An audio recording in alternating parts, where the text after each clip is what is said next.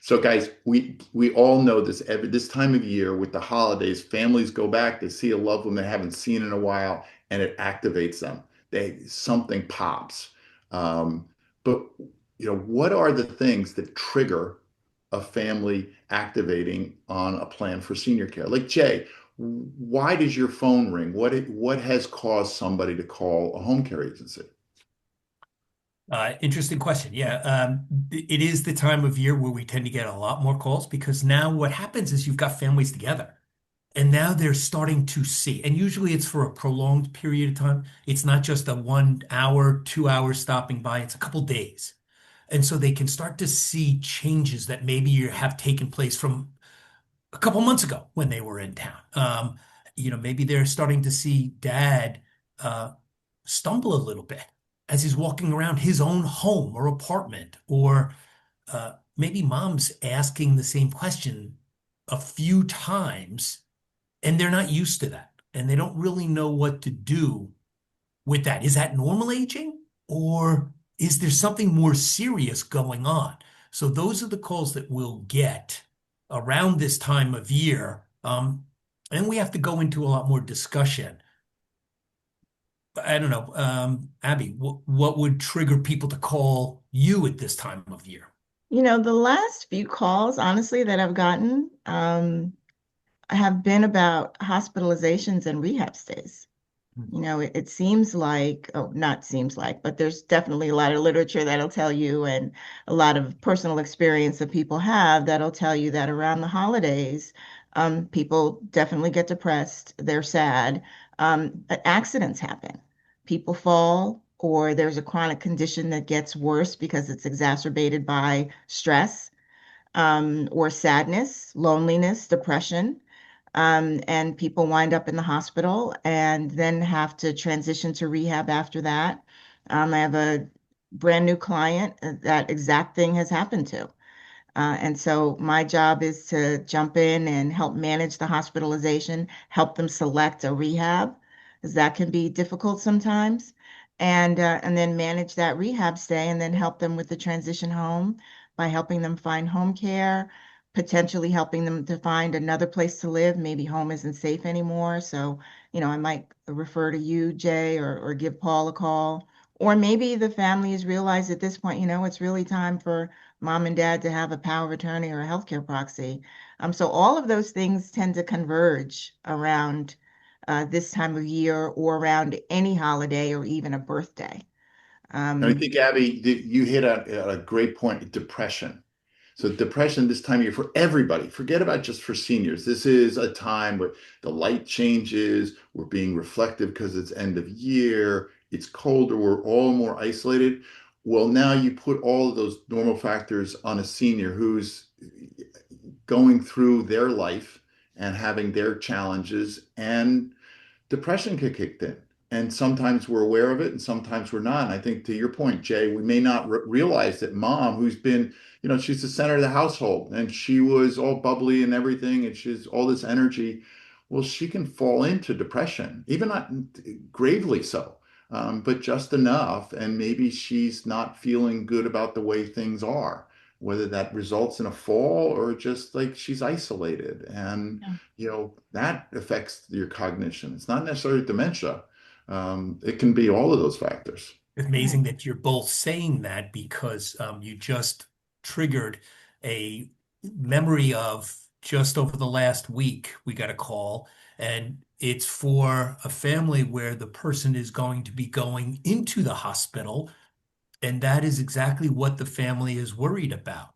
That when this person gets out of the hospital after a few days of surgery and hospitalization, they live alone, they're going to need some extra support, but they're also worried that mentally this could be very dramatic for them to be alone, isolated, concerned, needing help, and that there could be some possibility for depression to come into play, and they want to get ahead of that.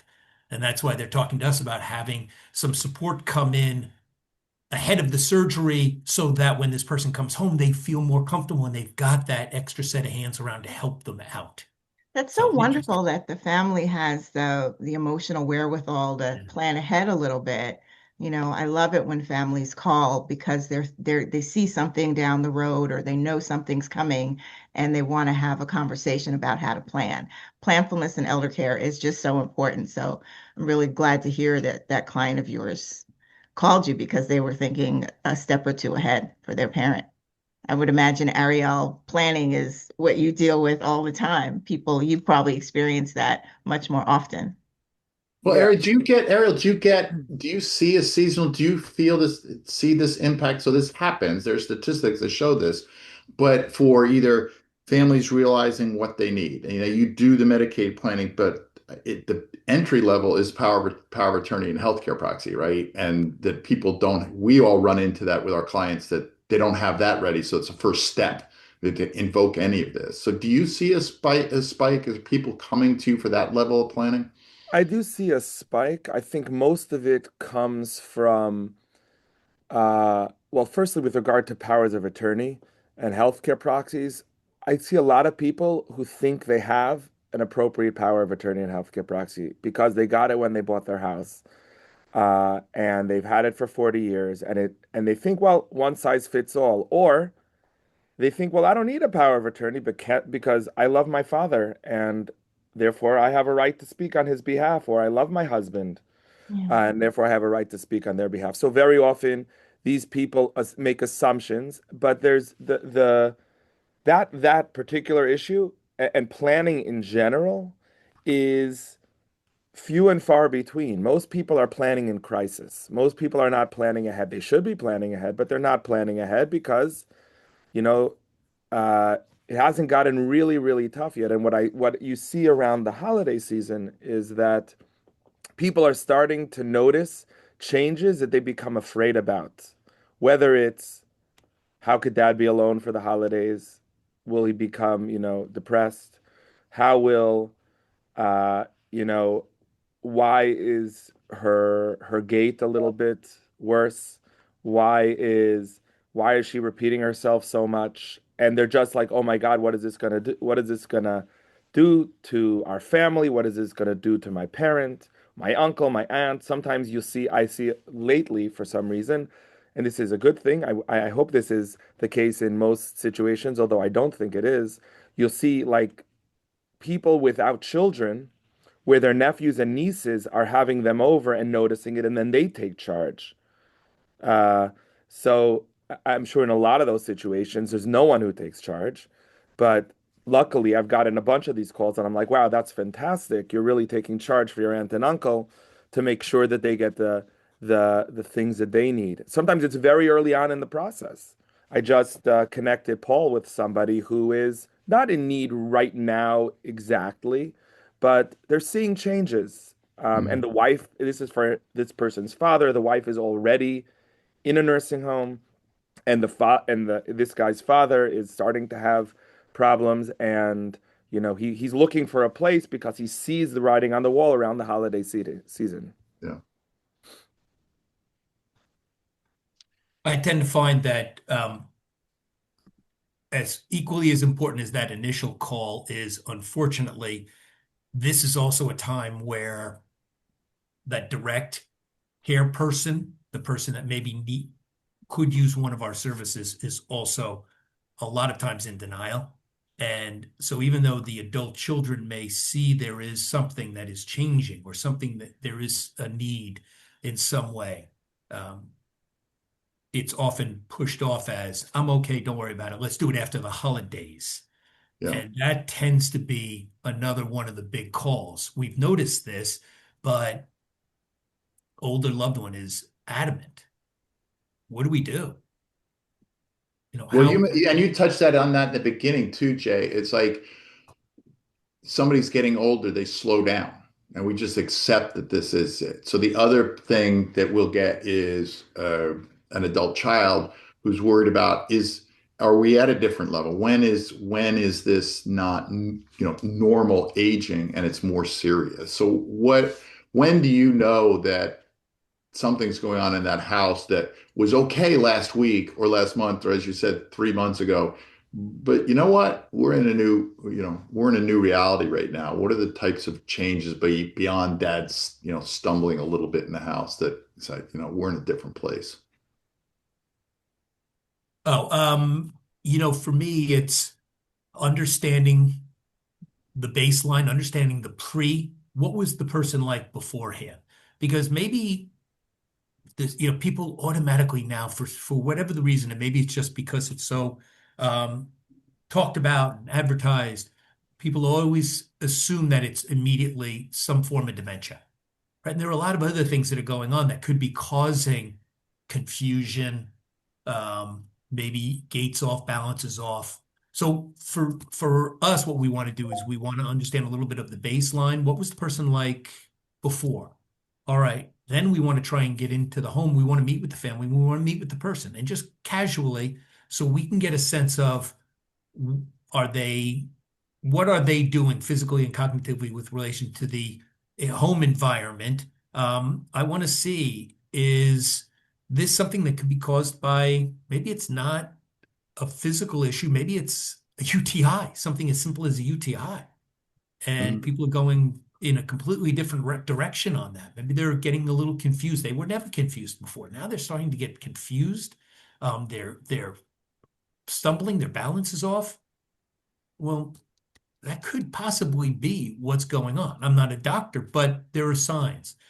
Or memory, something as simple as we had a gentleman that he, every time he and the caregiver would go out, he always would end up, even though he knew exactly where he lived, he would always drive about 10 miles out of the way to say he was going home. And that was where he grew up. That was the home he would always have the caregiver drive to. So there are some obvious ones. Mom forgetting her keys, where she put them. Well, that can be normal aging. But if you're starting to call your son your husband, and that happens often, that may not be, right? So Mhm. really, it's very specific to each individual person. Right. I mean, what do you say? Like with your clients, so you're getting into the management of the lifestyle. What's going to trigger that? When does it become beyond just normal aging and you're trimming around the edges as opposed to you really got to dive in here and fix something? Yeah, so I mean, I have some clients who are just experiencing normal aging. There's a little short-term memory loss, but their life is pretty routinized. They're not traveling very far. They live alone, or they live with a spouse, or they live with family, and it's manageable. People are aging at home and they're doing the things that they need to do, and they're happy and they're content. But then when it comes to now, we've got to consider care because food is left on the stove to burn, and the fire alarm is going off, and the building is getting concerned. Or the dementia is progressing, and mom or dad is at the stage where they're yelling because that's how they think they need to communicate, and the neighbors are complaining. Or the bathroom is just left a mess. Or when you walk in, there are dishes all over the place, and the food and the refrigerator smells bad, and no one's bathed and hair isn't washed, and things like that that are really about lifestyle getting out of control because the person no longer has the capacity to make decisions that help them focus on hygiene, cleanliness, and those around them.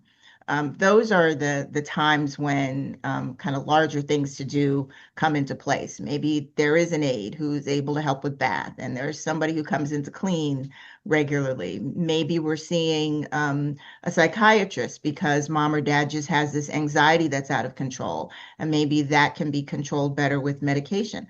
Sometimes it's that we need to see a different kind of doctor, a different kind of internist. Maybe it's time for a geriatrician who specializes in diseases of the aging and can make the proper referrals, and you get the right diagnoses.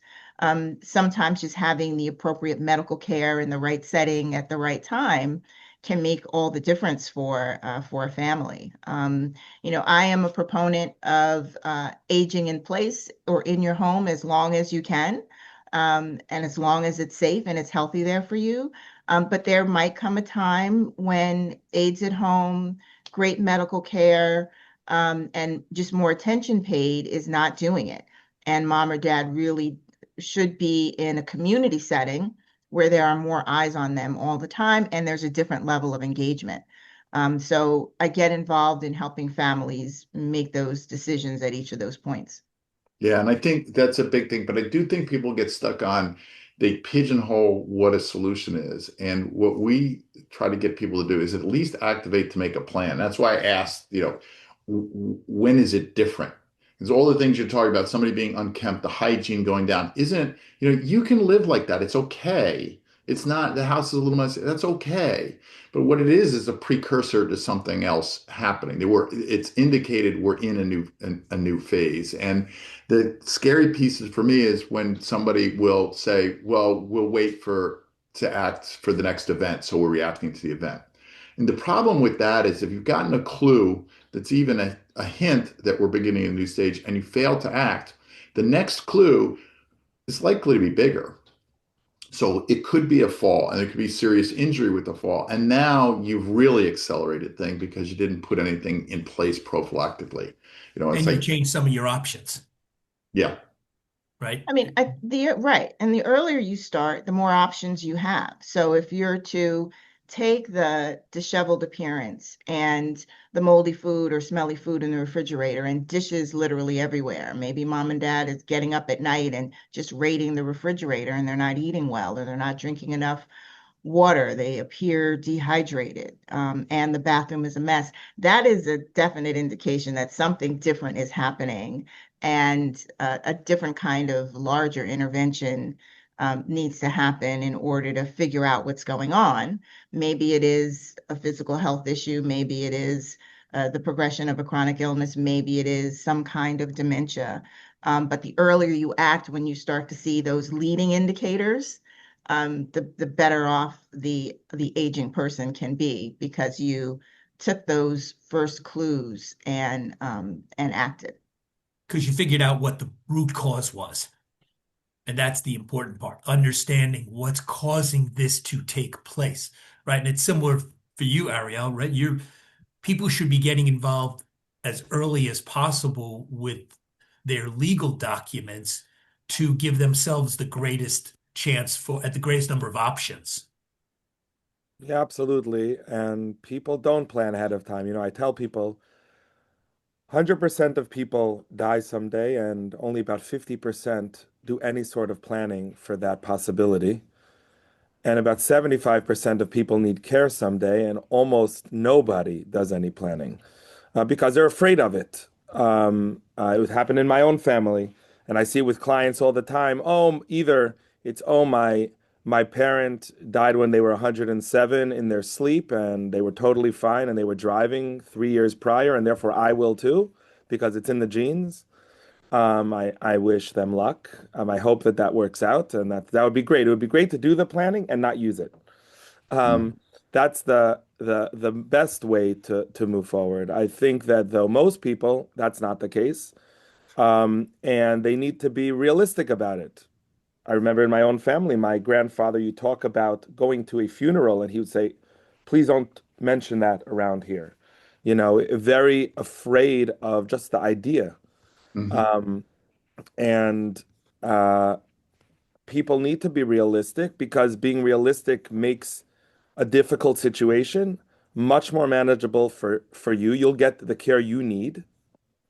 It'll be less expensive for you, probably, than ending up, even, if you're not doing Medicaid planning, so to speak, and you just need somebody to get care in place. Well, if you don't have a proper power of attorney, no one has the right to do that. And then you're in guardianship court uh, to give the alleged incapacitated person, that's the legal terminology, the parent, to have them put in front of a judge so everyone can think about whether they're cognitively able or not. That is a very poor uh, place to be.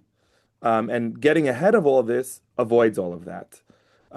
So I always tell people the time you want to do this is in your 60s and 70s, not your 80s and 90s. But people don't. So we try to deal with the crisis situations as they come. But if you can plan in advance, when everything is fine, and you're just recently retired and things like that, that is the time. Even if it's just getting a proper power of attorney in place, people are like, "Well, I need a will, I need a trust, I need this." First, most important things you need are a power of attorney and a healthcare proxy. That's so funny you say that. Everybody's like, I need a trust. Do you even know what one is? You don't even have a power of attorney. So that's what you need in the beginning. Healthcare proxy, power of attorney helps you navigate crisis. Like Abby was saying before, she advocates for people to stay at home, and most people want to do that. But if you don't do something that will enable you to stay at home, you're not going to be in control of that. So if you don't have a power of attorney, healthcare proxy to help you when you have a crisis, you may lose your capacity to stay at home simply because you didn't do the planning, not because you can't. Yeah, almost the first thing, and I think it's because a lot of attorneys plug trusts because maybe they're more lucrative. We don't. We do it when we think we need it and when it's going to be beneficial to the client. But almost always, Paul, right on point, people will call and say, "I need a trust." And I say, well, I think we should sit down for a consultation to figure out what you really do need, because maybe you don't need that. And firstly, I've drafted 35 different types of trusts in my career, and I don't know which type. And that's like walking into Target and screaming, "I need something." Yeah. Um, and do you need a toaster? Do you need a microwave? Do you need a dishwasher? What Well, do you how many need? times, how many times have all of you heard, well, I'm the executor on mom's will, so I can do everything, I'm in charge. They forgot to mention that mom's still alive. But Yeah. yeah, um, yeah. It's a big problem. People are totally with the age of social media and the age of AI. Like I know I'll sometimes get, these emails when people want to talk to me with already their chat GPT generated responses ready. I'm like, this is, if you're going to be dictating the conversation, I'm not sure this is going to be so productive. You're going to just decide what you want anyway. It's very important to do this with professionals and not just look, it's very helpful to have these tools, but they shouldn't be the sole thing you're relying on to care for your parents. Yeah, and I think, people are looking for answers. That's why they're using these tools like Google and ChatGPT and other resources, which can be helpful to lead you in a direction. Like more and more people are saying to me, "Oh, I found you through ChatGPT." Yeah. And so folks are using these tools because they're looking for answers, and I think that's a good thing, because they know there's an issue, they know they've got to act, they are looking for as much information as they can get so they can have informed conversation with the professionals that they identify. But then helping families have conversations that are going to be the most productive, because then they're relying on our experience, expertise, education, all of that to help them make the right decisions, the best decisions for their loved ones.